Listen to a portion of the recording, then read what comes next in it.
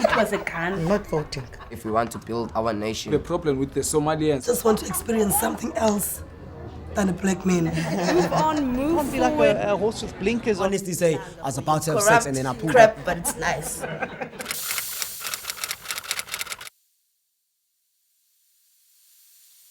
My name is Tembela Dick, but I like to be called Tara. I'm a filmmaker, but I always pick up the researching part because I feel like it's more important being a researcher than everything else. My name is Zakile Rikotso, or Zeg for short. Most people call me that. I'm 20 years of age, I guess. I'm studying at the University of Limpopo. I'm currently doing my second level or second year in law. I'm from Guyana. It's not a small, I can't say it's a small community. It's a huge place here in Limpopo. I don't know. I'm also part of a non-profit organization called Matric to Varsity. We assist learners with varsity applications, tutoring, mentoring, and all that stuff. And I'm the director general of that organization. So yeah, that's basically me. Hi, I'm Luyanda Ncube. I'm doing my second year in law too, the same as Zach, and I go to UWC. Hi guys, my name is Kifilo Prince Law. You can call me Kifilo Prince, whichever is easier for you. I'm a final year student at the University of Johannesburg. I'm studying food and beverage operations. I have a podcast. I blog occasionally. Yeah, that's me in a nutshell. Hi everyone, my name is Happy, but most people call me Andy. I'm doing my last year in operations management at UJ. I'm also working at AVZ Holdings as a junior project leader. Hi everyone, my name is Madika. I'm doing my final year at UCT. I do a Bachelor of Social Sciences. And I also am into film and television, so I do that as well on the side. Do you think what happened to the matriculants, grade 12, that the paper like came out before the exams, do you think that was something done purposely, or it really was a mistake? Or do you think it's okay because you guys had a much stress of not being able to be educated during this time of Corona? What is your take on that one? I think, okay, first it was important to note that there is a pattern of this being an annual occurrence, right? It's nothing new to South. We're very familiar with the leaking of papers. The problem is that because of the current atmosphere we've developed throughout the atmosphere of people being hyper, like I guess the flaws within governance being hyper visible. Now there's been this atmosphere where people are definitely hyper vigilant about like how well people within the government are doing their jobs. So because of the pandemic, this leak, even though it's a yearly occurrence, it translates to like incompetence, the sheer incompetence that like this narrative of the government having been incompetent, like that's the atmosphere that we're within right now. So I think it's very easy for people to be like, well, yeah, the government's being incompetent. Yes, they are, but they've been last year and the year before that and the year before that. It's just that one of the good things that we did develop out of this pandemic is a culture of accountability. Like, yes, it happens every year, but now why? And can it stop happening?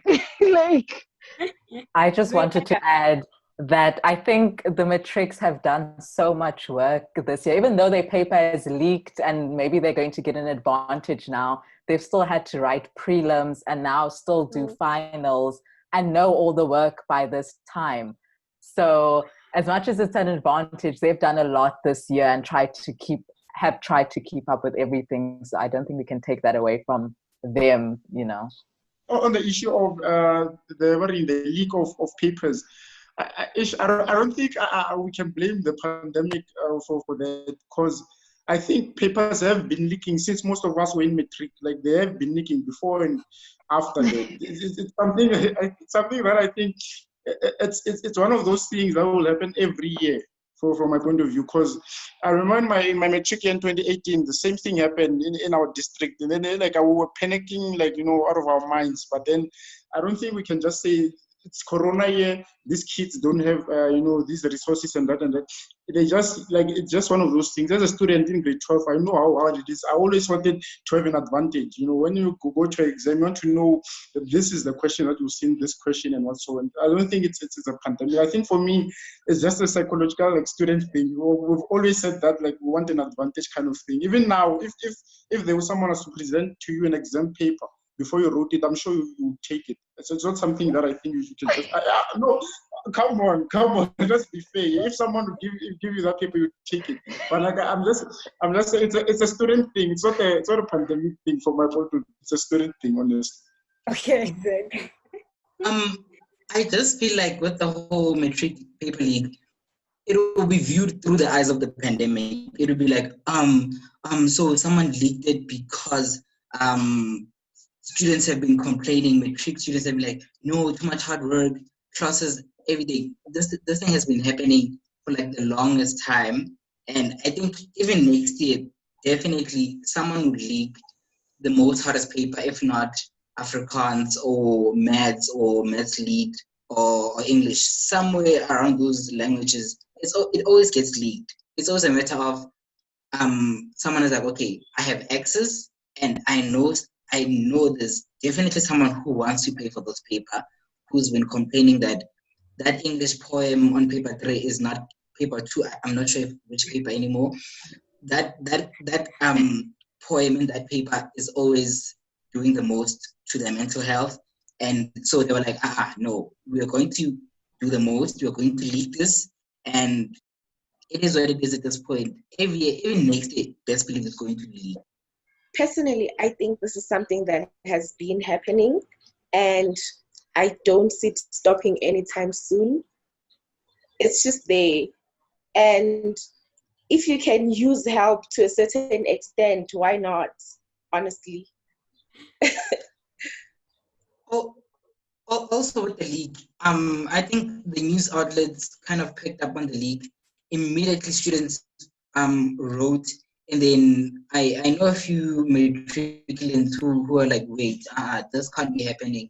Not after that paper kind of did the most to me, hit me the most. And now I notice there's a leak. And now, which means I have to study and go write another one as whoa, whoever got a leak must just rewrite. I don't want to rewrite.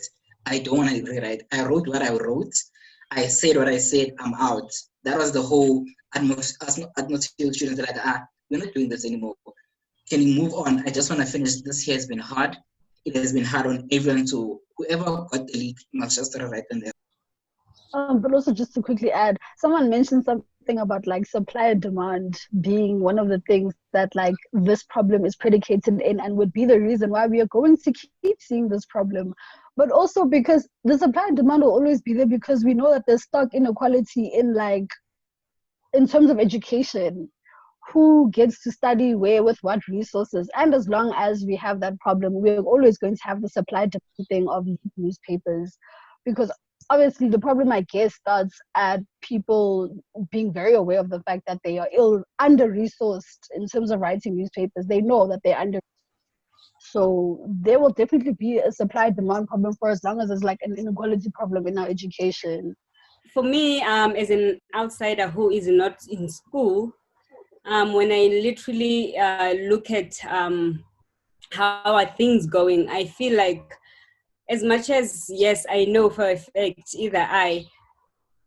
they always link a paper, every now and then, that's not something that it's the first time we hear, What I think what we want to hear is how, do the government will structure, the facilities of education for people who are literally don't have an advantage of these resources that are needed when things like this happen, So for me, I think if maybe students, as you guys, you always, protest in these situations, I think now you're tired of doing these things, all over and again. It's either it's a fees, it's either it's something else, So do you guys think that the government structured this year in this educational process very well for you guys to manage everything that you want to have at the end of this year? I think different universities have maybe different now academic calendars, and universities are sort of doing their own thing. But I think one thing that hasn't been structured is specifically NSFAs for people who have extended years and people who require that support, who still need to be on campus or still need to be finishing their academic year, but not having the support from NSFAs for maybe December and January months. I think that's one thing, I don't know, that's one thing that's been ignored or not taken care of, which is really important, because how are students supposed to be writing exams or doing what they need to do without having money for food or not having accommodation, something like that?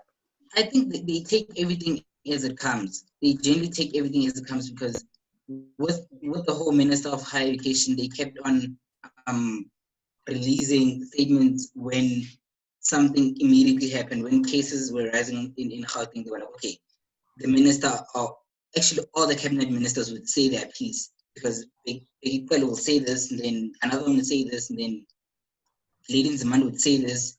They were taking everything as it come. And with the universities were just looking like, okay, the minister said 1, 2, 3, and then we're going to take our own steps, because some universities, I don't want to get all political, some universities took their own route. I think communication from UCT we were privileged in that we had communication from our varsity.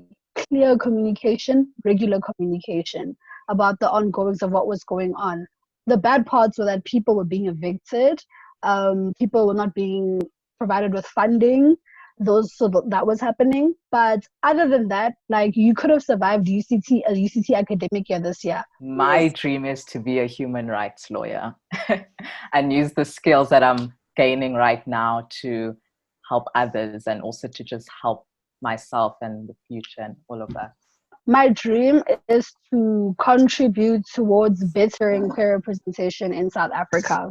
My dream is to become a private chef, LGBTI activist, podcaster. It's a lot. It's generally a lot. Blogger. Yeah. My dream is to change things, I guess. That's why I started practicing in the first place.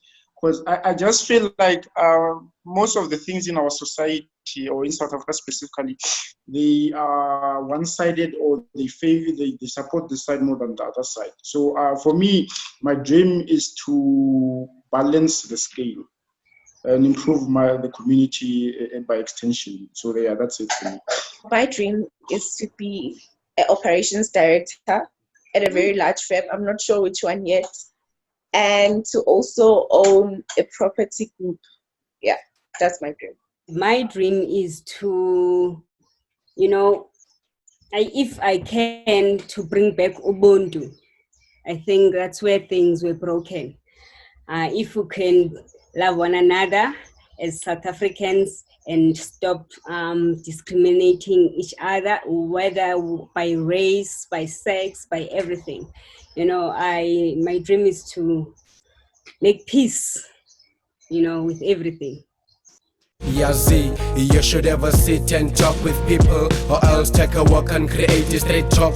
Talk what is nice, it will make you feel stronger. Listen what is right and say what is wrong. You should ever sit and talk with people, or else take a walk and create a straight talk. Talk what is nice, it will make you feel stronger. Listen what is right and say what is wrong.